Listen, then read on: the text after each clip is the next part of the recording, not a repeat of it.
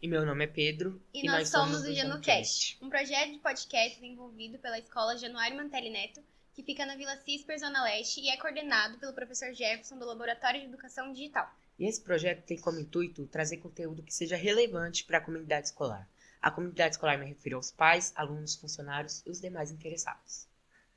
Bom, e hoje temos a honra de receber aqui a psicóloga e psicanalista Letícia Gagliano. Seja muito bem-vinda. Muito obrigada, é um prazer o convite de vocês estar aqui com vocês hoje. A gente queria saber que tipo de aluna que você era na escola e como era seu desempenho nas atividades. Tá. Eu era aquela aluna quietinha, aquela aluna dedicada que sentava não na primeira, mas na segunda, terceira carteira. Sempre prestei bastante atenção na aula, mas eu era muito tímida. Então, hoje eu percebo, depois de entender algumas questões minhas também, que às vezes eu tinha dúvidas e eu não perguntava. E isso me atrapalhou em alguns momentos. Então, eu me cobrava muito, que eu achava que eu tinha que dar conta, que eu tinha que aprender. E eu deixei de usar muitos recursos, de perguntar para os professores, para os colegas em muitos momentos.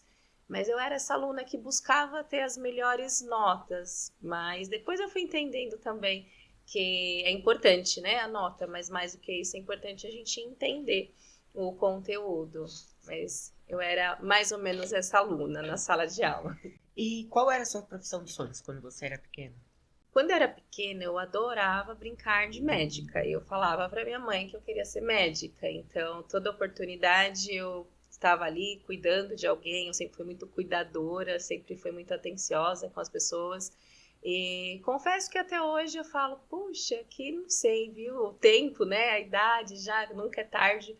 Mas é uma coisa que me chama muito a atenção. Hoje, talvez eu não fizesse a graduação, mas é uma área que me encanta bastante. Então, mas você sente vontade de fazer medicina? Sinto, eu já me questionei em alguns momentos, mas hoje eu entendo que meu trabalho ele faz parte ali da saúde mental, né? Então tá dentro da área da saúde e eu gosto bastante do que eu faço. E na escola, teve algum fato que te marcou, que você carrega até hoje? Algum professor, algum acontecimento? Tem uma professora, que eu nunca esqueço, que foi minha primeira professora, do primeiro ano, a professora Débora. E justamente por eu ser essa criança tímida, que tinha dificuldade de interagir, ela sempre foi uma professora que deu muita atenção subjetiva, muito cuidado com todos os alunos. Então, ela percebia a minha dificuldade, ela conversava, ela auxiliava, interagia, conversar com os outros. E foi uma professora que falava muito sobre a vida também. Ela não, além dela trazer, né, a alfabetização, ali a disciplina, ela conversava com a gente sobre a importância de muitas coisas na vida. Então, é uma professora que eu nunca esqueci. Tem algumas outras também, professora Tânia, de História, no 5º ano, que também muito atenciosa, assim, nesse sentido. E foram algumas das que fizeram bastante diferença na minha vida. Teve bastante apoio, então, delas? Bastante apoio delas. E você já estudou em alguma escola aqui da região? Aqui da região, sim, Filomena aqui próximo, né? Aqui em Menino. Eu fiz o 2º e 3º ano do ensino médio no Filomena. Os primeiros anos eu estudei na escola próxima à minha casa, que é na Zona Leste também, mas fica na Vila Nova Curuçá. Não sei se vocês conhecem. Conheço mesmo. E por que você decidiu seguir a profissão de psicóloga? Quando eu decidi, eu tinha na minha cabeça assim, psicólogo cuida de gente, né? E eu gosto muito de pessoas, eu gosto muito de entender as pessoas, mas quando eu comecei a faculdade, quando eu comecei a minha análise, minha terapia individual, eu entendi que era muito mais do que isso. No fundo, tinha muitas questões minhas também que eu gostaria de entender e que me ajudou muito durante esse processo. Então, sim, hoje o meu papel é, de alguma maneira, né, auxiliar, levar a teoria, ser alguém que faça essa ponte, né, essa mediação na terapia, mas também tem, sim, muito esse lado de ressignificar muitas coisas pessoais. Mas hoje eu dedico o meu tempo a esse cuidado, a esse tempo de escuta, né, com as pessoas na clínica. E no final do ensino médio, como foi para você decidir qual curso que você ia seguir diante? No ensino médio eu já sabia que eu queria psicologia. Já estava bem mais claro isso para mim, só que eu não tinha recurso e eu não consegui uma nota que fosse satisfatória para conseguir pagar a faculdade. Tampouco passei na faculdade pública, não consegui fazer cursinho também na época. E aí na minha cabeça, assim, vou fazer RH, que é o começo da psicologia, mas eu não sabia de nada, né? Não procurei a grade direito. E aí eu comecei RH, que era o que eu podia fazer na época, e vi que não tinha nada a ver com o que eu queria, que era outra profissão, é totalmente diferente, mas eu fiz um semestre, ganhei experiência com esse semestre, tranquei, falei, vou trabalhar, e na hora que eu tiver condições de fazer psicologia, eu faço. E aí levou um ano e meio, até que eu consegui fazer a matrícula em psicologia. E você usou algum programa social do governo, por exemplo, o Enem, FATEC, ProUni? Eu fiz prova do Enem e na época eu tinha 40% de desconto da faculdade, que foi o que me possibilitou iniciar. Me ajudou muito, porque por conta do recurso mesmo financeiro, e eu consegui manter esse desconto até o término da faculdade. O Enem é muito importante para isso. E a sua família te apoiava? Em partes, assim, pela faculdade, sim, né? Sempre foi um sonho de todos, sempre me incentivaram muito, mas a escolha do curso, como eu disse, era tímida e eu também era bem chorona. Não que eu não seja hoje, né? Mas eu sou emotiva em muitos momentos e a minha família, ela acabou desencorajando um pouco nesse sentido. Então, alguns disseram, como que você vai atender pessoas que vão falar de problemas, vai sentar na sua frente e você vai chorar?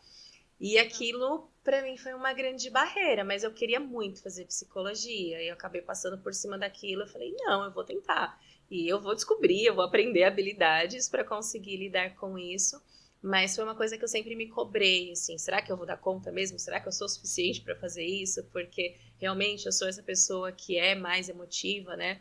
E aí, de novo, né, a minha terapia ali pessoal me ajudou a perceber muitas coisas que estavam na minha infância e que hoje eu preciso lidar também e que me possibilita de atender. Mas nesse ponto eu não tive muito incentivo. Depois eles começaram a perceber que você leva jeito para isso. Eu tive muito apoio. Ressalva a minha mãe, que sempre acreditou muito: é isso que você gosta, é isso que te faz feliz, então vai lá. Então ela não apresentou nenhuma resistência quando eu falei do curso. E hoje em dia, como você faz para lidar com essas críticas? Ainda tem? Na família, não, que hoje eles já acompanham, né, muito do trabalho que eu faço. Tem uma cobrança interna em muitos momentos, mas hoje eu já aprendi a lidar de forma diferente, porque eu entendi que atendendo, né, como profissional, é lógico, a gente tem que ter o nosso controle emocional, a gente está ali no papel de olhar, de ouvir, de analisar, de fazer uma devolutiva, né, quando necessário. Mas nós somos seres humanos e, por vezes, a história do outro nos toca e se emocionar, que não quer dizer chorar ali no momento, né? Mas, às vezes, eu me emociono em alguns atendimentos, mas tem um limite isso, até onde não atrapalhe, né? Não, isso não prejudique o atendimento do outro. E, além da psicologia, você já cursou outras faculdades? Eu iniciei o RH, mas tranquei. A psicologia foi o curso que eu me graduei e eu tenho uma formação em psicanálise, que é um curso de 2 anos também, né? No qual ele é totalmente desvinculado ali da psicologia. Então são 2 formações que eu tenho até hoje. E também, após você se formar, como foi a sua primeira consulta com o paciente? A primeira consulta foi uma criança que na época era amiga de uma amiga minha, não tinha contato com ela, mas assim que eu comecei a atender, ela falou, minha amiga começou a atender, ela atende criança, e ela me indicou, e era um menininho na época de uns 4, 5 anos. Eu me recordo que a consulta com ele foi muito bacana, fluiu muito, ele desenhou, ele conversou. Eu tinha muita preocupação no que falar para os pais, né? O que eu vou fazer de devolutiva, ainda inexperiente, tinha a teoria, mas não tinha a prática ali na clínica. E não vou dizer que hoje em dia, gente, todo primeiro atendimento é um friozinho na barriga, porque a gente nunca sabe o que vem, né? Qual que é a história da pessoa que está ali. Não tem como se preparar para esse momento. O nosso preparo é estar presente para ouvir e, no mínimo ali, né, tentar entender um pouquinho do que o outro está trazendo. Mas foi essa criança que eu segui com ele por 1 ano, mais ou menos. E como que você fez para começar a analisar a linguagem corporal dos pacientes? A linguagem corporal é assim, Na psicanálise, né, a gente entende que a gente tem alguns mecanismos de defesa, que eles se manifestam no nosso corpo. Então, a forma na qual a gente fala, a forma que a gente se comporta, às vezes algumas resistências no corpo, né, tá ali de braço cruzado, alguma coisa assim. Não tem muito uma regra para isso, que é muito subjetivo a forma que as pessoas se manifestam. Mas a gente sempre fica muito atento àquela fala que escapa, e o que escapa é o que realmente a pessoa está sentindo, é o que realmente ela gostaria de falar, não tem representação, porque normalmente a gente se prepara para algumas coisas e nem sempre é o real, aquilo que a gente sente, o que a gente pensa de verdade. Então é sempre estar muito atento ali a esses movimentos e o que tem a ver com a pessoa. Alguns vão fazer muito sentido. Por exemplo, vocês sabem o Chaves? Quando o Chaves fala assim, né? Eu não gosto disso, ou eu gosto disso. Então eu posso falar uma coisa, mas o meu corpo denunciar de outra maneira, né? Estou verbalizando que sim, mas com a cabeça, involuntariamente, eu estou fazendo assim. Então a gente fica muito atento a esses sinais, assim, que ajuda a entender algumas coisas. E durante a sua carreira, você teve que enfrentar alguma dificuldade? Bastante. Tanto assim, no dia a dia, né, na clínica, nem sempre é muito simples os atendimentos. Nenhuma dor se compara, cada um sofre com aquilo que é seu, na sua intensidade, mas existem situações que exigem da gente, né, um cuidado, estar diante de uma pessoa, é a vida dela ali, então esse já é para mim um grande desafio.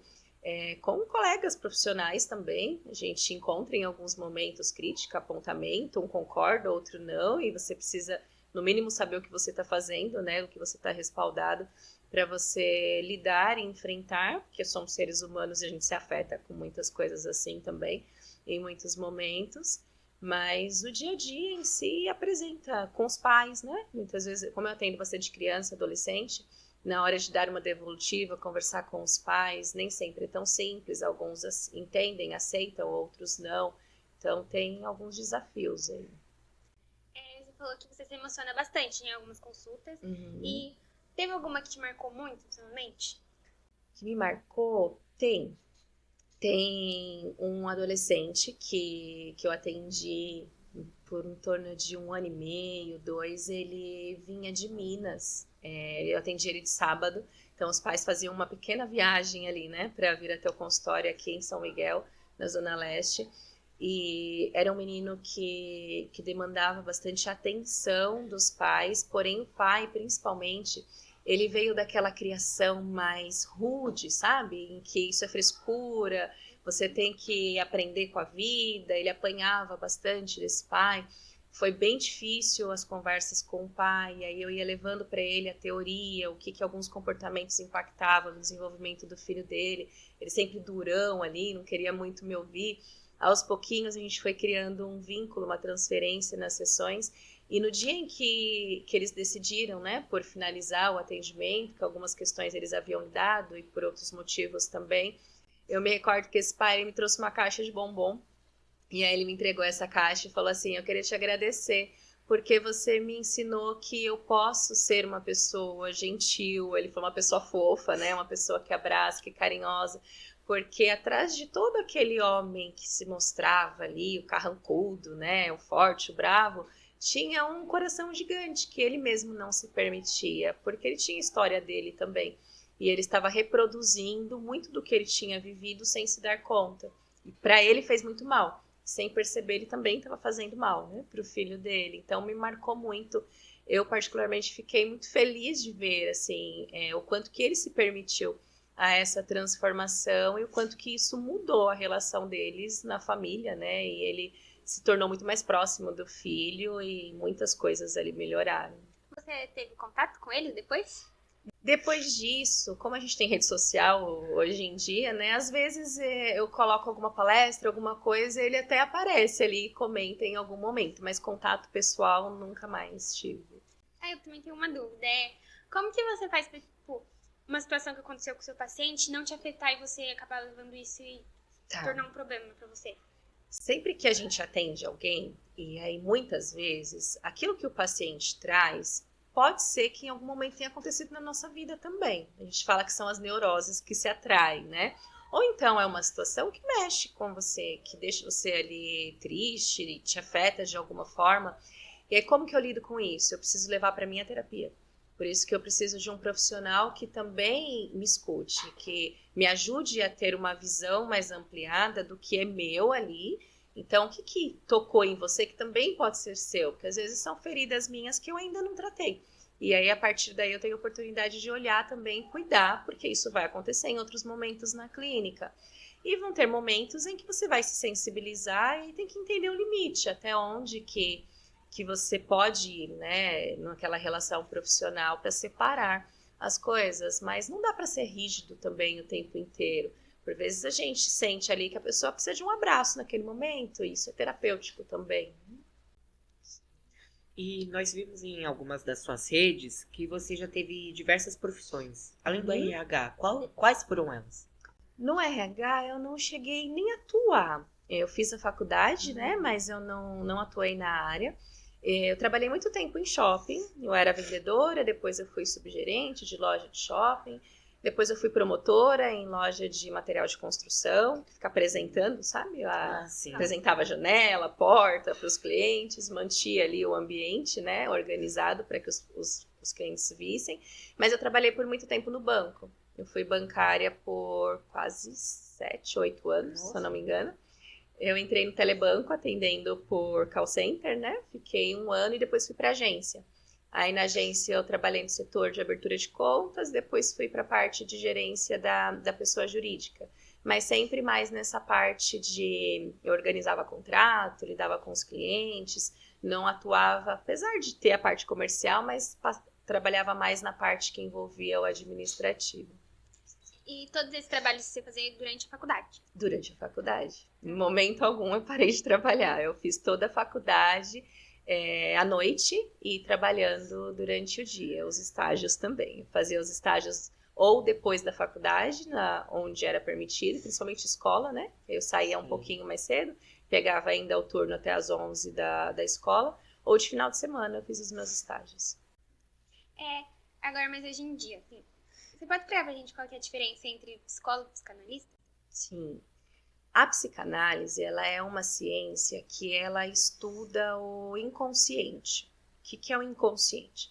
A gente tem a parte consciente da nossa mente, que é o que nos permite pensar, ter a percepção das coisas. É a nossa parte mais lógica ali, né? Onde nós temos o acesso que nos ajuda a elaborar as nossas próprias falas no dia a dia, tá? E aí nós temos o inconsciente. Pensa que é algo desconhecido. Sabe o iceberg? Aí tem aquele topinho bem pequenininho que aparece na superfície ali do mar. Ali é o consciente. O inconsciente é tudo aquilo que a gente nem imagina que existe, não consegue enxergar. Então a gente precisa mergulhar no nosso inconsciente. O que tem ali dentro? São os nossos afetos, sejam bons ou ruins, né? As nossas memórias que a gente não tem na parte consciente, mas que faz parte da nossa vida. Tudo que a gente passou até aqui. Tem os nossos traumas. Todo mundo tem os seus traumas. Cada um na sua intensidade, da sua forma, mas tem os nossos traumas ali. Então, o psicanalista, o trabalho dele é mergulhar nesse inconsciente. Por isso que a gente é um historiador, né? A gente pede para o analisando, que esse é o nome que a gente dá, né? O paciente, me fala aquilo que vem à sua mente. E aí a pessoa fala sem que tenha conexão aquilo, ou então ela traz memórias, né, do passado, que a gente vai entendendo de que forma que essa pessoa foi se constituindo. Então a psicanálise ela tem essa preocupação, né, esse papel atuante para ajudar a pessoa a se conhecer, se reconhecer e saber como lidar com ela mesma. A psicologia, ela é uma ciência que ela traz várias abordagens, que é o nome que se dá na psicologia, né?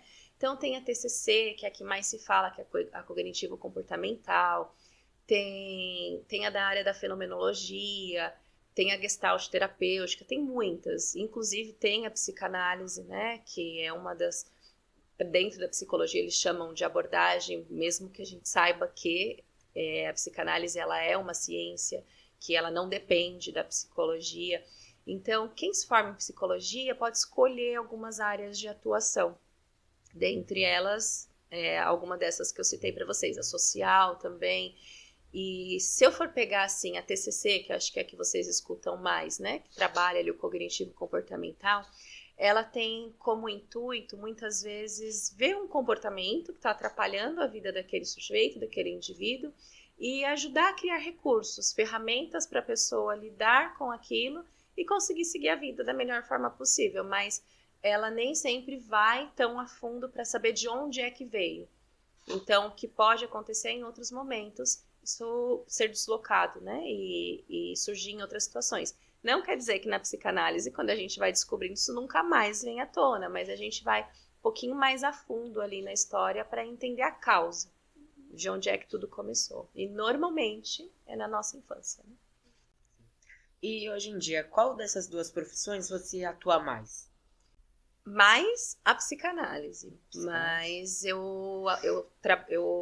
no meu trabalho eu atuo como psicóloga e psicanalista, mas para mim faz muito sentido essa subjetividade, né, da psicanálise, essa investigação da mente, entender a nossa história, o que nós fomos como criança. Então eu utilizo muito mais a psicanálise.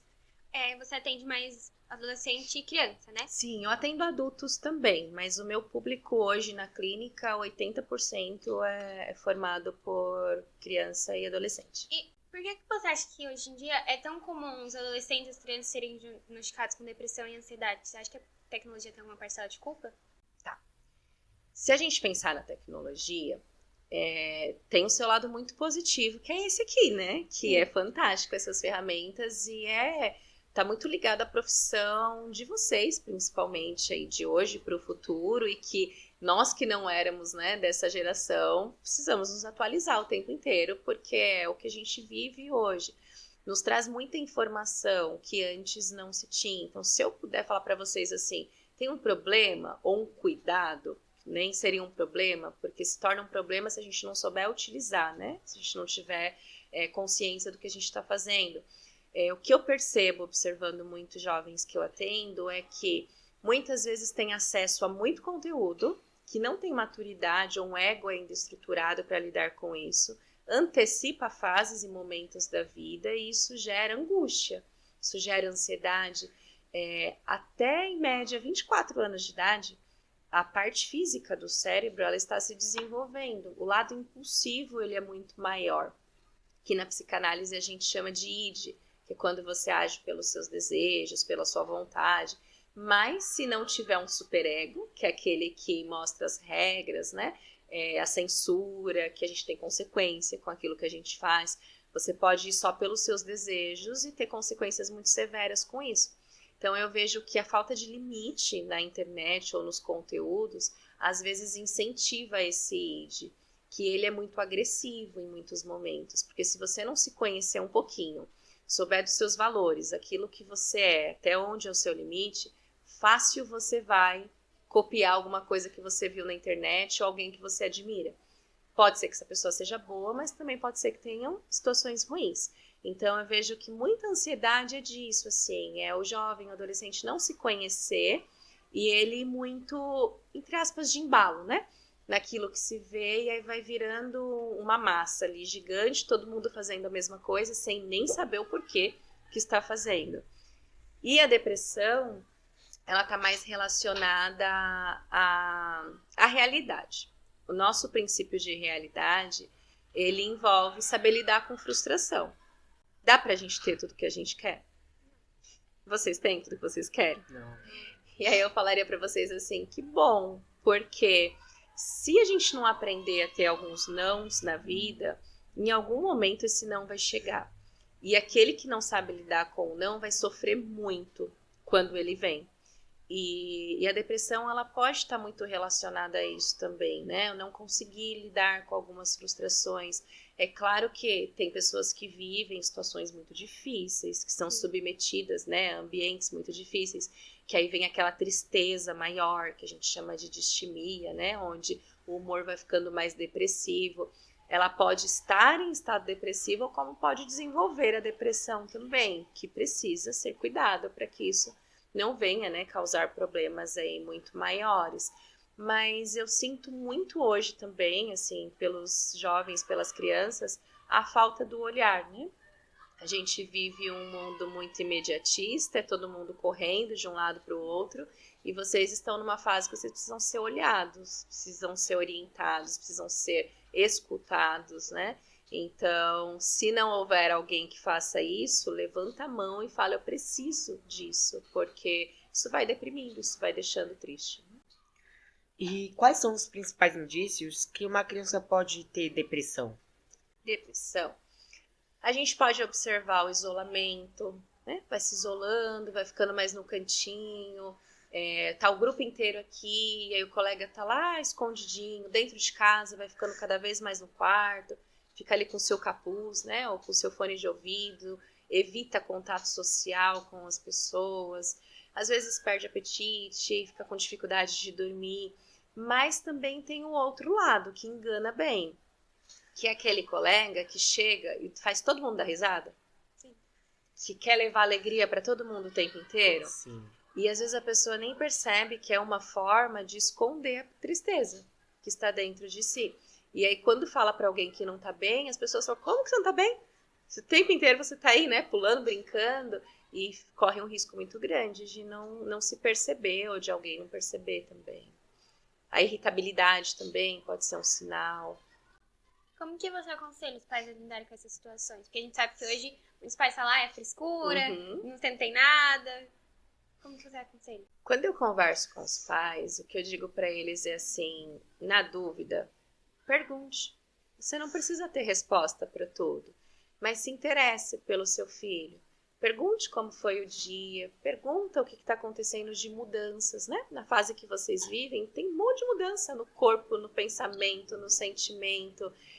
Cria um vínculo de confiança, onde existe sim ali uma figura que tem uma autoridade que vai direcionando vocês, mas não aquela autoridade agressiva, aquela que impõe medo, não. Aquela que vocês possam confiar, vocês possam entender que aqui é um ambiente seguro, né, para eu conversar, para eu falar, e falo para os pais também, reconheça os seus limites. Se vocês não conseguem lidar com isso, ou às vezes passaram por uma situação parecida, peça ajuda. Então, busque vocês, ajuda de um profissional, busque para os filhos de vocês também. A gente não é obrigado a saber de tudo, né? Pai e mãe, às vezes, quer dar conta de tudo, quer acertar em tudo, quer fazer o melhor também. E fica se cobrando muito com isso. Então, o que eu digo para eles é, peça ajuda, se pergunte o que está acontecendo com você, para que esse vínculo seja mais saudável. E por que cada vez mais os alunos vêm trazendo comportamento agressivo para dentro das escolas? Lembra lá do ID? Eu falei para vocês do desejo, dos impulsos. Sim. Na nossa natureza humana, que é de onde a gente vem ali de pequenininho, né? A gente não vai lembrar, né? Mas a gente escuta às vezes nossos pais falarem. Então, se alguém tirava um brinquedo da gente, ou então você quer defender alguma coisa que é sua, quando vocês veem uma criança ali bem pequenininha, o que eles fazem? Normalmente vai para cima, morde, puxa cabelo, para grita, exatamente, para defender, né, aquilo que é seu. E por quê? É um instinto humano isso. E aí a gente vai aprendendo com aqueles que cuidam da gente que, olha, tem outras formas de se comunicar. Não precisa gritar, não precisa morder, né? Não precisa puxar o cabelo do amiguinho, do irmão, enfim, das pessoas que estão à sua volta, do pai, da mãe. E o que eu tenho percebido? Que hoje em dia não tem muito limite algumas coisas, né? Filho xingando o pai, xingando a mãe, não respeitando os professores. A gente precisa ter, no mínimo, ali uma noção e para viver em sociedade, que existe o respeito com o outro, assim como existe o respeito consigo mesmo. Então, esse lado impulsivo, que também está relacionado a um lado perverso que a gente fala, que aqui todo mundo tem na sua estrutura um pouquinho ali de perversão, alguns mais, que é aquele lado que é capaz de fazer uma maldade, que é capaz de provocar o outro, tem aquele lado mais sádico, né, que tem o prazer em ver a outra pessoa sofrer. Então, se a gente for pensar na agressividade que acontece em muitos momentos, quanto mais atenção essa pessoa que é agressiva tem, parece que mais ela quer fazer. Igual quando a gente vê o bullying na escola, né? Quanto mais tem plateia, quem tá ali provocando, ou aliados, mais ele tem prazer em fazer. Mas essa pessoa precisa de ajuda também. Porque tem alguma coisa se comunicando ali. Alguma coisa por trás, né? Exatamente. Que tá fazendo essa pessoa ter certo comportamento com as outras. Exatamente. E aí o que às vezes, muitas vezes, na maioria das vezes a gente faz? Julga, né? Julga. Sim. Olha lá, de novo. Julga né? sem saber o que tá acontecendo com a pessoa também. Exatamente. E normalmente, quando a gente vai entender a história, é alguém que precisa demais de ajuda, de cuidado. E que pode, se quiser, claro, né, reverter essa situação. Você acha que se houvesse psicólogos nas escolas, iriam diminuir a agressividade? Os problemas diminuiriam? Nada é uma garantia, mas eu diria que assim, não sei se um psicólogo ele daria conta de atender, né, como a gente atende ali na clínica, de forma individual, porque precisa de uma dedicação a cada pessoa, para você entendendo mais a fundo, trabalhando junto com esse paciente, a sua história ali, para que ele vá se percebendo.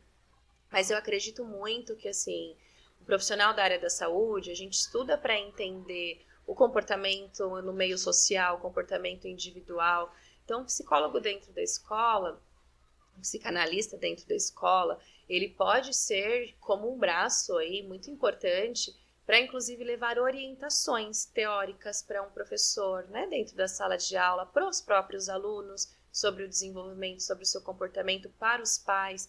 Então, serviria como uma grande rede de apoio com esse olhar na saúde mental, que eu diria que seria importante ter em todos os lugares que a gente frequenta, né, onde tem gente, porque são profissionais que estudam e se dedicam para entender a mente humana e poder compartilhar isso de alguma forma. Então, eu acredito que faria muita diferença, minimizaria, né? Talvez diminuísse aí muitos conflitos que a gente tem percebido. E também, mudando só um pouquinho, que a gente também queria saber. No mês passado, a gente acompanhou muita ameaça de massacre nas escolas, inclusive teve também um acontecimento de morte de uma professora. Sim. Qual que é a sua visão sobre esses episódios? Tá muito relacionado, acho que um pouquinho com o que eu falei para vocês agora, assim. Primeiro, a gente tem que tomar cuidado com... Vamos entender de onde vem a fonte.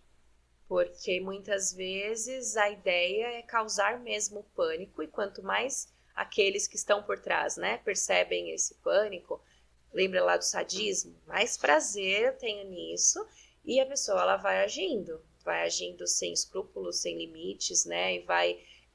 com isso, outras pessoas que se identificam por ter dentro de si esse impulso também não trabalhado. Então, esse é um ponto que precisa tomar bastante cuidado. Em contrapartida, é preciso ter as medidas protetivas ali de segurança. Tudo a gente tem que falar. Não adianta fingir, né, que não está acontecendo, não adianta esconder. É preciso que todos estejam conscientes para quê? Se algo em algum momento surgir como uma ameaça, você sabe o que está acontecendo, você não está alienado, né, àqueles acontecimentos. Então, a gente tem que achar um meio termo dentro disso tudo. Agora, o porquê que isso vem acontecendo nesse momento? Talvez isso sempre aconteceu, mas hoje a gente tem mais acesso e mais informação. Mas nesse momento, né, falando de atualidade aí da nossa sociedade, a gente vive um mal muito grande, que as pessoas estão muito narcisistas, muito muito com o ego inchado, né? Inflado ali, né? Então, eu sou bom, eu posso, eu aconteço, eu sei de tudo, eu não ouço a opinião do outro, intolerante, né? Não tem paciência. Não sei se vocês veem isso na escola. Sim, Muitas pessoas. Vai conversar com um colega e assim, não dá mínima, né? Não só se preocupa, como dizia antes, com seu próprio umbigo, né? Então, a gente vive esse mal muito grande, onde as pessoas estão voltadas para si. E acho que para caminhar e para a saúde, precisa cuidar disso, né? A gente precisa aprender a viver em sociedade, se importar com o outro. Quantas vezes aí na sala de vocês, cada um senta um do ladinho do outro, ou em fileira, né? Um atrás do outro. Mas dá para contar nos dedos quem pergunta se vocês estão bem? Geralmente você nem pergunta, você só... E é isso, né? Se importar com o outro. Então, Eu arriscaria dizer que pode estar muito relacionado a isso, essa ausência de responsabilidade para com o outro. Talvez seja uma forma de chamar atenção para si. Também pode ser uma forma. E como você consegue avaliar os seus pacientes para receitar as medicações? Boa. Psicólogo e psicanalista não pode receitar medicação. Sou terapeuta. Essa função compete ao psiquiatra, porque o psiquiatra, ele é médico. Ele fez a faculdade de medicina e ele fez a especialização em psiquiatria, que é para estudar a mente humana. Então, quando eu atendo algum paciente, né, que eu percebo, olha, pode ser que tem sinais de depressão, de ansiedade, porque a gente estuda para perceber, mas eu não posso dar diagnóstico. Eu não posso falar para a pessoa, você tem isso, aquilo. Eu posso até dar uma hipótese, né? Explicar para ela o que está ali da teoria, mas com muito cuidado. Depende, às vezes esse diagnóstico só dá um rótulo e a pessoa não consegue se ajudar com isso. O que a gente costuma fazer? Percebo que tem algumas questões que seria importante você analisar com um médico e ele vai poder te auxiliar melhor. Faz sentido? Você está disposto nesse momento? E normalmente as pessoas vão. E aí elas voltam com o diagnóstico médico ou com a medicação, Você quando costuma necessário. encaminhar. Como a pandemia afetou a sua saúde mental? A minha saúde, vamos lá. Com a pandemia, principalmente aqueles primeiros meses, pânico total, né? A gente não sabia o que ia acontecer. A gente recebeu a notícia, né? Daqueles 15 dias. Todo. Eu, no começo, consumi muita notícia e aí eu comecei a perceber que isso não está me ajudando, eu comecei a ficar ansiosa e aí eu comecei a pôr alguns limites. Eu olhava o que estava acontecendo, mas eu não ficava o dia inteiro. Até porque se repetia, né? O tempo todo aquela mesma informação. Exatamente. E eu continuei atendendo nesse período. Então, eu tentava ali ver o que eu posso fazer para cuidar aqui de mim também, dentro de casa, porque não dava para sair, para fazer uma atividade, para ver as pessoas. Muita preocupação com as pessoas da família também, né? Então, me afetou bastante esse lado de ansiedade, de preocupação.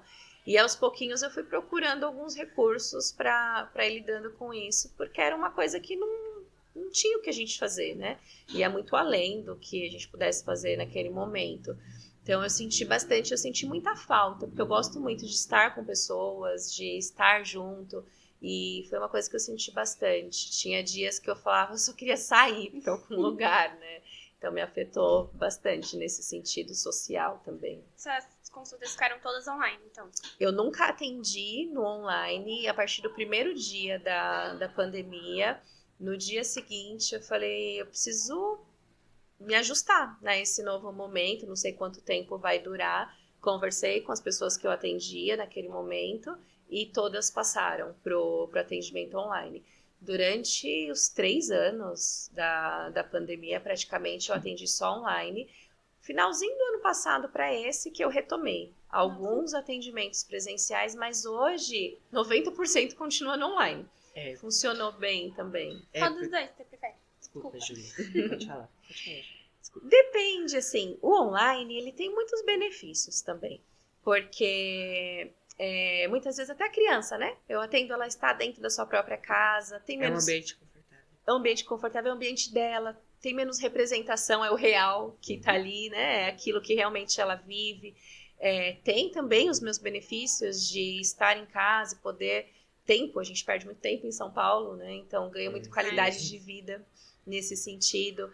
Mas eu gosto também do atendimento presencial, alguns eu faço, em alguns momentos, entendendo que pode ser importante ali, um encontro eventualmente no presencial, eu até levo isso, se fizer sentido, né, dentro do atendimento. Então, hoje não tem muito uma preferência, assim, esse ou aquele, eu consigo ver benefício nos dois, mas pelo meu jeito de ser, eu gosto de não ficar só no online. Ter alguns momentos de encontros no presencial também. Sim. E como você acha que a pandemia afetou na vida pessoal das pessoas? A gente sabe que você tem que trancar de casa, tem saudade da família, mas no emocional. Tá. Muita gente foi se isolando muito, só que o que a gente pôde perceber também? A pandemia, ela trouxe as pessoas muito próximo daquilo que elas são de verdade. Então, algumas que já não gostavam muito de sair, encontraram conforto dentro de casa e tinha todos os motivos para ficar ali, né? E com isso, às vezes aumentou um pouquinho mais a dificuldade de se socializar, foi ficando cada vez mais no seu canto, sem ter contato com muita gente. Já para aqueles que sempre foi de contato, eu percebo que teve muita ansiedade aí também, né? Uma tristeza também, que alguns não souberam lidar com isso. Então, vai indo mais para aquele lado que pode desenvolver algumas patologias, que é a ansiedade em si, a depressão ou outras.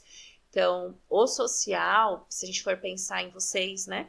Não tem como falar que o social da escola não é importante. Então, acho que no processo de desenvolvimento das crianças, dos adolescentes, vocês foram bastante afetados com isso. Imagino que voltar para a escola, não sei se foi muito simples para vocês. Olha, foi meio difícil para se acostumar de novo, porque já era Sim. muito quente. A gente viu, né, que você modificou sua forma de trabalho, né? Uhum. Foi para online. E uma coisa que eu queria comentar o online ajudou muito, porque mesmo a pandemia, com as coisas online, as aulas online, tudo online, trouxe mais uma possibilidade das pessoas poderem conversar melhor Uhum. pelos chats de vídeo. Então, de uma certa forma, ajudou. Uhum. Porque talvez alguém more longe e quer Sim. ter aquele atendimento. E pode Uhum. fazer pelo online. E isso foi uma coisa que foi, isso aqui na clínica, porque eu nunca atendi no online. E hoje eu atendo gente que é de outro país, que é de outro estado, que é de Sério? outra cidade, que talvez eu nunca atendesse se não fosse Nossa. Até país. de outro país. Eu atendo ela é brasileira, mas ela tá na Austrália. Tem legal. Tem bastante gente. Tem um que atende na Inglaterra um período. Uau. Coisa Não. que nunca ia chegar lá, Caraca, né? o online trouxe, né, a Exatamente. possibilidade de tudo isso. E até nos mostrou, né, que a gente pode estar mais próximo das pessoas. Por isso que, assim, não é um problema a tecnologia. A gente precisa saber utilizar esse mundo digital. Porque a gente se aproxima daquele parente que está distante, não precisa esperar mais 1, 2, né, 3 Traz anos. mais conexões. Tem mais pessoas. conexão. Só não pode perder o olho a olho, né, o Sim. contato que é importante. Aqui no Dicionário, a gente já viu várias palestras sobre saúde mental. Você já fez alguma aqui? Aqui eu já fiz uma de bullying, respeito e empatia, já faz um tempinho que eu vim aqui na escola de vocês. E eu fiz uma da importância da relação família-escola, que acho que foi no final de semana, se eu não me engano, num dia à noite, assim, que era com os pais, né? Essa foi com os pais. Então, teve alguns momentos que eu já tive parceria aqui, sim, com a escola de vocês e participei de eventos.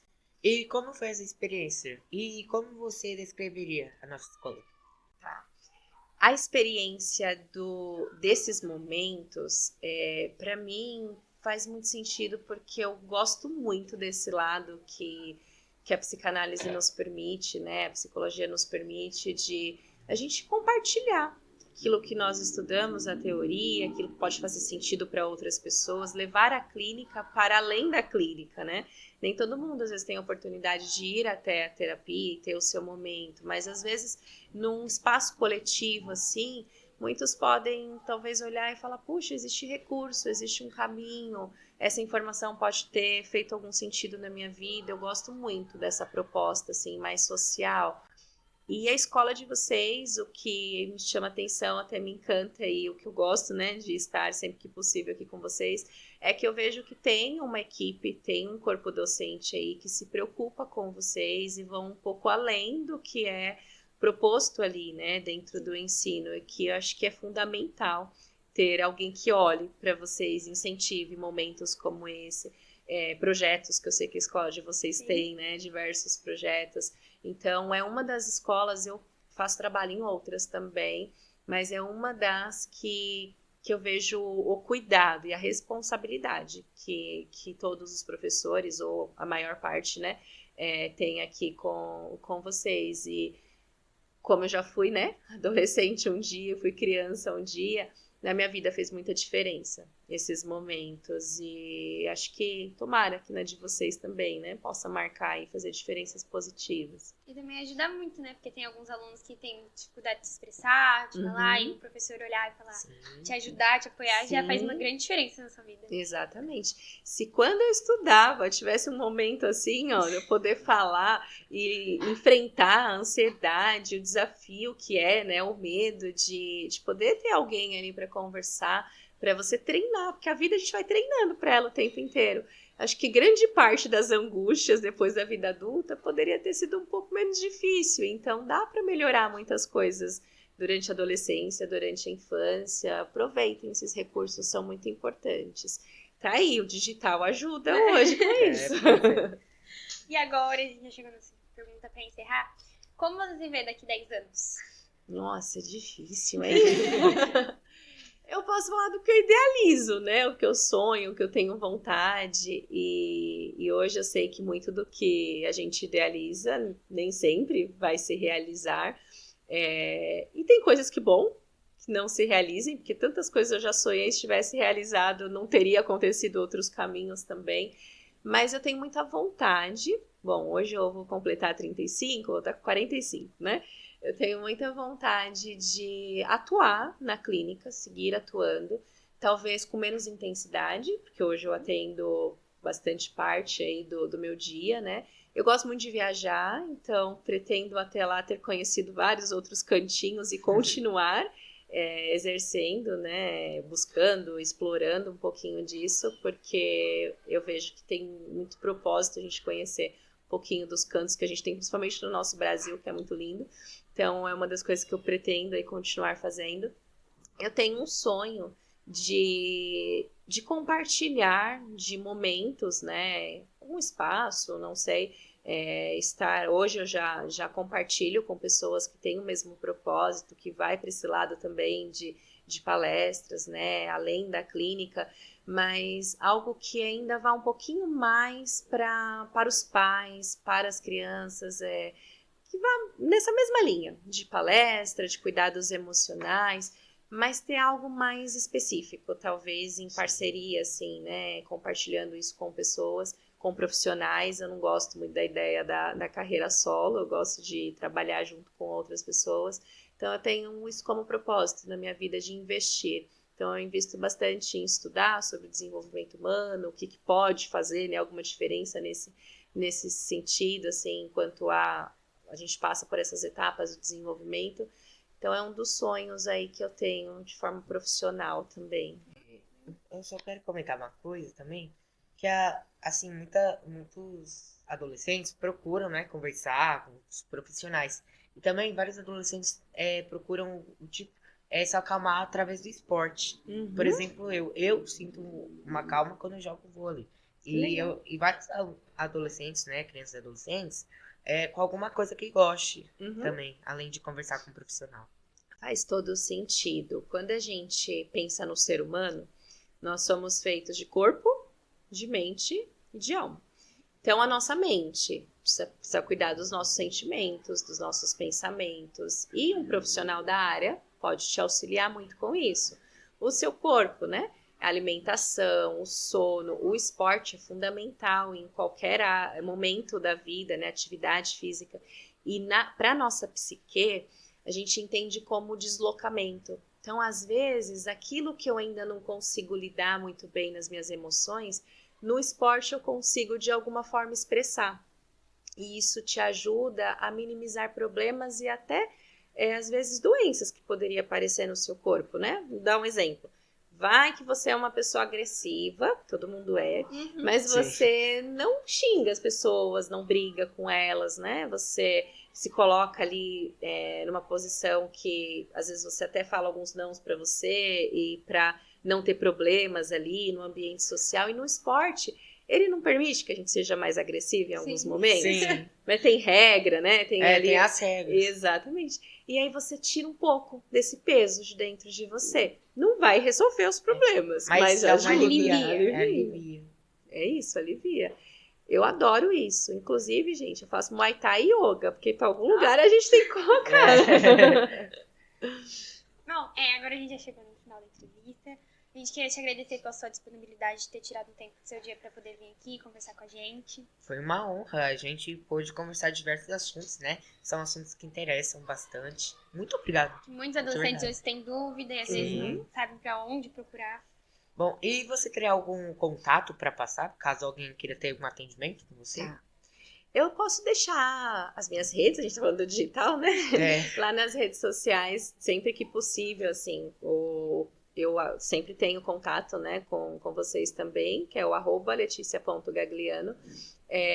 Por lá, até dá para entrar em contato. Hoje eu não deixo disponível, assim, já a agenda, porque eu precisei segurar um pouquinho para novos atendimentos, né? No momento eu tenho dedicado também a aula, às palestras, eu já tenho acompanhado algumas pessoas, o que não impede, porque a clínica às vezes sai alguém, né, e a gente vai abrindo agenda para novos atendimentos também.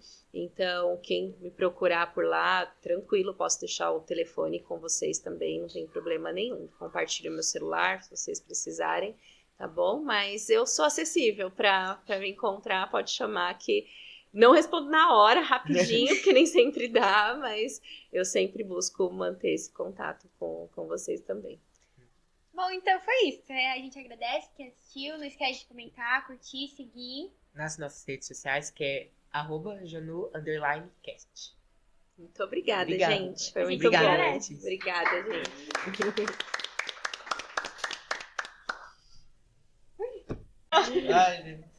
É uma ansiedade que dá, né? Nossa!